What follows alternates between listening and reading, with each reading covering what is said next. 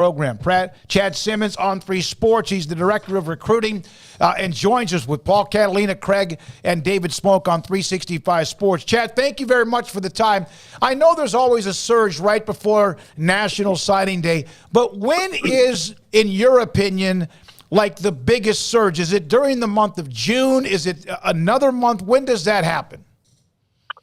No, the biggest surge, I think, definitely is the month of June into July. I think I kind of call, I've been in this industry for about 18, 19 years. So I was in this deep before there was an early signing period. I kind of call June now the old January of recruiting, where we had the one signing day in February. I think June is kind of that month that sets up the month of July to become like that signing day, that old February. So I do think June is that month into July, have a 2-month thing where most of these guys, a lot of big names, make their decisions.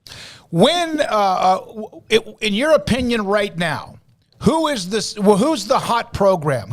And not just because they're in the top 10 or whatever, but who do you see right now as perhaps the 2 or 3 that are starting to get boiling hot?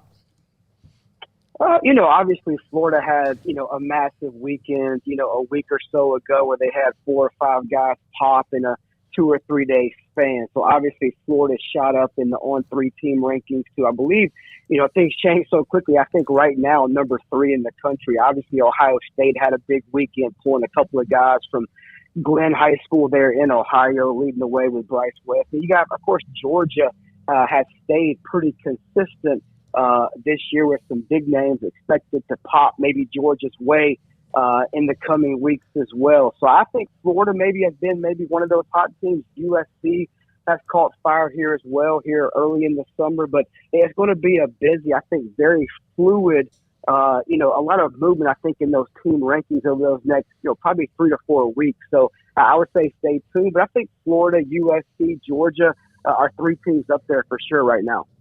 Florida, interesting in that they had a hot streak and that they're coming off a rough year. And then, of course, the whole thing with Jaden Rashada. How have they been able to turn that around with the recruits they have coming in? Is it kind of built around Lagway as well coming in? Lagway's huge. He is definitely the face of this recruiting class, right there in Willis High School, Willis, Texas. And he makes it known that he's a Florida Gator. There's been all kind of rumors circulating about at one time what could USC flip him when they lost maybe out on Dylan Raiola, or could A&M come in and try to keep him home and flip him. But he's made it pretty clear to the Florida staff. Again, nothing's ever done in this industry anymore until they sign, but he's definitely reaching out to guys that are committed to Florida, guys that are looking at Florida, making it known that he's here to stay with the Gators. And he's been a big part. And I think obviously Napier also had some turnover on that staff. That's done a good job, getting a new receivers coach, D coordinator, tight ends coach. Those guys went to the NFL, and he had to make some quick, big decisions there. And they've done a good job keeping that chemistry. And the kids, when they get kids on campus at the University of Florida, they rave about, the community, the people, not just the staff, the coaching staff, but the recruiting staff, the people under Napier and those coaches. So they've done a great job, I think, there too, kind of building that continuity and making guys feel like family and very important to this class. I'm sorry. Chad, you mentioned how long you've been in the recruiting business, and obviously a lot of things have changed, particularly in the last couple of years. Has there been a noticeable difference just in terms of, the way that you hear about recruits and what they're looking for, NIL, for example, or is it kind of the same old, it's about relationships in the end? Is recruiting similar or vastly different from maybe a few years ago? Oh, it's definitely different. Obviously with the NIL's changed everything. Obviously it's every recruit is different. What does it mean to them, to that family? Are they about long-term goals, whether it be NIL? They're trying to cash in now on that name, image, likeness. What's more important? I think there's still, relationships definitely matter. I think now it used to be all about going back 10, 15 years ago. It was all about relationships, all about who these kids trust, who their parents want to put them in the hands of. That goes into it as well. But now it's about really 2 things. Relationships are still there, but I think 2 things have trumped that, and that's NIL and player development. End of the game, all these guys, at the end of the day, all these guys want to be in the NIL and NFL, playing for the pros and getting paid on Sundays. But then NIL has become a big factor. Again, how big? depends on kind of who the recruit is and what's most important to them. But I think NIL and player development, then relationships all factor in now to that decision. You know, Dave Aranda and Baylor, what they've done, they I think have a little small handful of commitments, but they got a 10. That's to me two handfuls. But Kylan Reed's the one who committed earlier today. 4-star linebacker, picked Baylor over Utah and Oklahoma State. Do you know much about him? You know, heard a good bit about him. Obviously, you know, Dave Aranda's known as a defensive guy. So, you know, guys want to play, you know, for him. Obviously had a very good career, Wisconsin, then going to obviously LSU. I think he's done a good job, obviously, you know, getting those guys in state to kind of, you know, buy into what he wants to do and what he's trying to build there in state. You know, obviously, Kylan Reed, obviously, he's a guy that's kind of somewhat under the radar. They've had on campus. They've self-evaluated. He had some offers from schools like Oklahoma State, some more Big 12 programs, and obviously getting a guy they still could come in and play and move around and be an athletic kid. I know I've talked to some of our guys about him in the past. They feel he can move, he can run. So it might be a good find for Aranda and that staff, you know, in the long run.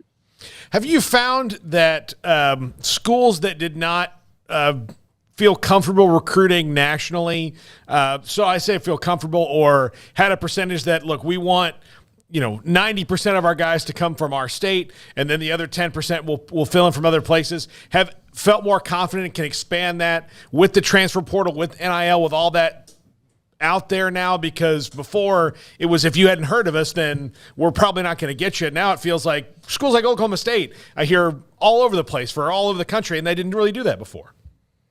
Yeah, I think the portal, number one, has changed that. I think that's the big one. Obviously, NFL, that's still evolving. There's still a lot of, you know, they're trying to, you know, make rules and this and that and the other, from the federal all the way down to NCAA, and who knows what happens there in the coming years. But I think the big thing about going more national from a recruiting standpoint, I think, starts with the transfer portal. And, you know, the biggest thing about colleges now is not only are they recruiting, you know, the high school players, they are now also recruiting transfer portal, and they have to re-recruit, you know, every January, every December, their own roster to stay, you know, and that's the thing. It's all about these kids want to play like right away. If they don't play year one, definitely by year two, they're typically going to be out in the portal. So I think the portal, more than maybe the high school or NIL, has changed more of the, I guess, more in going abroad to recruit nationally for schools like Oklahoma State or anyone in the country.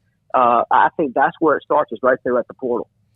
Chad, what have you thought about the waves Joey McGuire's been able to make? It's unavoidable to not see some cactus gif, I'm sure, at some point with the commits that they've been picking up. But a lot of energy out in Lubbock right now. Obviously have to, you know, continue proving it on the field. But what do you make of just what's sort of building out in West Texas at the moment? Yeah, like you said, a lot of excitement. You know, I think he's already rolling in with over a dozen, you know, commitments, you know, in this class. I think he's somewhere, again, I don't have it in front of me, I think he's somewhere in the top 20 or 25 for us. Again, that changes every commitment as it happens, and a lot's going on right now here as we are in late in June. But there's definitely a lot of buzz around that program, that staff he's put together, the energy, the continuity within the program, and obviously the high buzz recently around that program is who could be next, and it's right there in Texas, and 5-star wide receiver Micah Hudson. So a lot of eyes are on him. He was one time considered maybe a Texas lean. Now that's shifted the last few weeks, and even last couple of months more behind the scenes about Texas Tech being a real player there for Micah Hudson. And but there is a lot of excitement, you know, a lot of buzz brewing. I'd say more than I've heard in quite some time around that program since McGuire's taken over. So where does Colin Simmons end up? You know, he's probably going to ride this thing out, but I think there's no doubt, there's no denying that the hot team right now is Texas. For me, that they've always been a top two. You know, it's been talk about this from what I do behind the scenes, digging with this source and that source. It's always been kind of connecting the dots. He's going to enjoy the process. He's going to have fun with the visits. He's going to have fun on social media. I think depending on who you talk to over the last 3 or 4 months, it's always been consistent for me, and that's been Texas or LSU. You know, you have schools like Alabama, Georgia, Miami, Florida, Oregon, Texas A&M. A&M, I think, has entered this race and maybe become a top 3 program.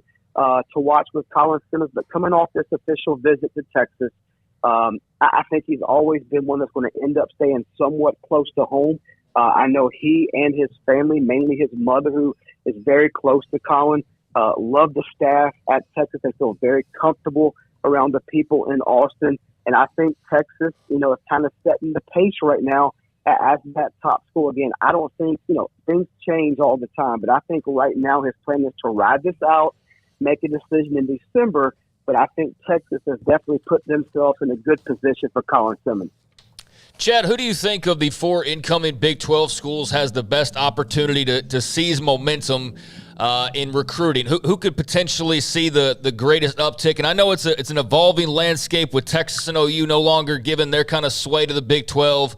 But Cincinnati, BYU, U of H, UCF, what kind of potential do you see from one of those schools in particular? Well, I'm from Atlanta, so I'm down here in the South. And I'll say one thing about a school I hear about a lot that's created new excitement around that program, and that's UCF. I think they've done a great job on the recruiting trail, especially this cycle, going out and getting a guy like 4-star running back Stacey Gage recently. They got some guys, I think, that are some silent commitments that will come forward in the next 2 to 3 weeks that will surprise some people. They're going head-to-head with schools like Florida, Miami, Alabama for numerous players this cycle. And they're not backing down. Gus Malzahn put together a very good staff, a younger staff. He's hiring guys that he coached along the way at Auburn and other places to come on and be those like recruiting assistants that can connect with these recruits, get them on campus, feel comfortable around the parents and the player. So really, I think UCF is definitely one to watch. We know obviously they play in Florida, which is a hotbed for recruiting. If they can go head-to-head and win a few battles against Florida State, against Miami, against Florida, and even go head-to-head with guys like Alabama that would take some of these linemen they're going after and beat them and win some of those battles, they can do some damage in the Big 12. They'll be an athletic team. Obviously, Malzahn's won in the SEC in the past, so I think they have a good staff at the top. And if they can get the right players and have some momentum right now, they could be one to watch in the future. Hey, Chad, thank you very much for your time. Were you out? You were at the Elite 11 competition, weren't you? I was.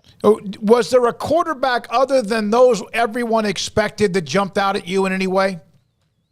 I would definitely say Trevor Jackson, a kid that's from West Orange, Florida. He was one of the, in our world, one of the 2 3-star prospects that was in that group of 22 that came in with a handful of P5 offers. I think you've already seen him add offers from schools like Miami and others since that, just a week and a half ago. I think if he holds out and doesn't commit anytime soon, he may become one of the hottest uncommitted quarterbacks in the country the next 2 or 3 months. He's an athletic kid from Central Florida, has a big arm. I think he showed some accuracy out there, threw well off different platforms. So to me, outside of those guys like Julian Sayers, Dylan Raiola, the guys that were expected to perform that way, Trevor Jackson probably for me was the biggest surprise.